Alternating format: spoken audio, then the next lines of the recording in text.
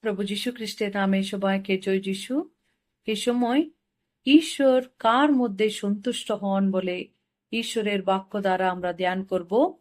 গীত সংগীতা 147:11 পদে সুন্দরভাবে লিখিত আছে, সদা প্রভু তাহাদিগতে সন্তুষ্ট যাহারা তাহাকে ভয় করে, যাহারা তাহার দয়ার অপেক্ষায় থাকে।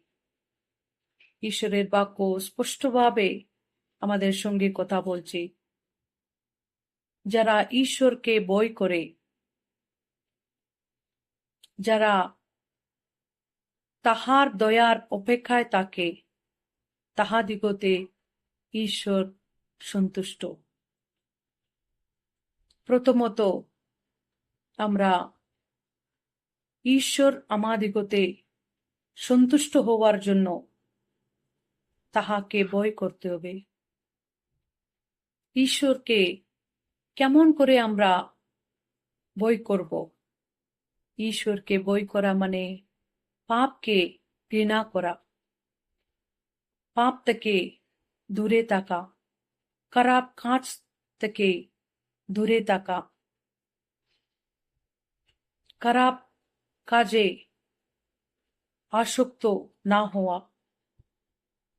আমরা এইভাবে যখন ঈশ্বরের ভয়ে চলতে থাকি, আমাদের জীবনে অনেক সময় অনেক পরীক্ষা আমাদের সামনে আসতে পারে, কিন্তু আমরা যেহেতু ঈশ্বরের ভয়ে চলতে আছি, তাহার মণ্ডলীতে, তাহার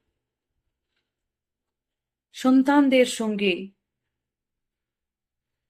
প্রার্থনাতে, ঈশ্বরের বাক্য ধ্যান করতে, তার সুসমাচার সবাইকে শোনাতে,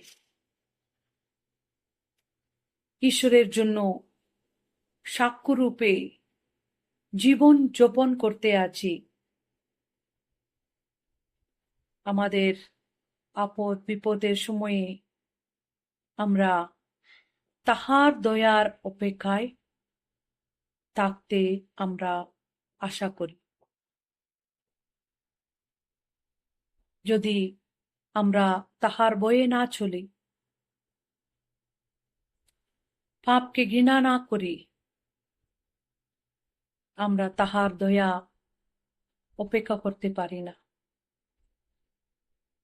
কেননা আমরা অন্য রাস্তায় থাকি, অন্য লোকের কাছে যাই।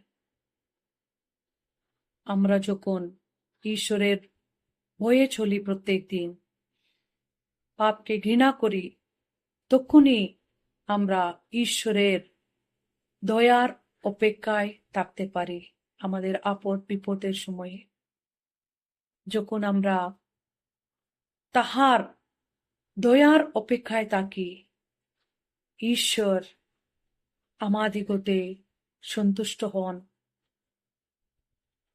ঈশ্বর আমাদেরকে দেখে, আমাদের জীবনকে দেখে তিনি সন্তুষ্ট হন।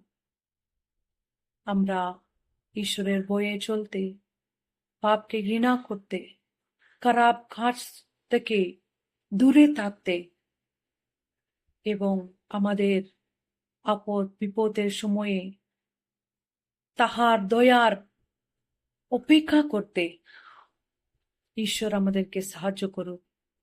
ঈশ্বরের বাক্য আমাদের আধ্যাত্মিক জীবনের লাভদায়ক করুক। আমেন।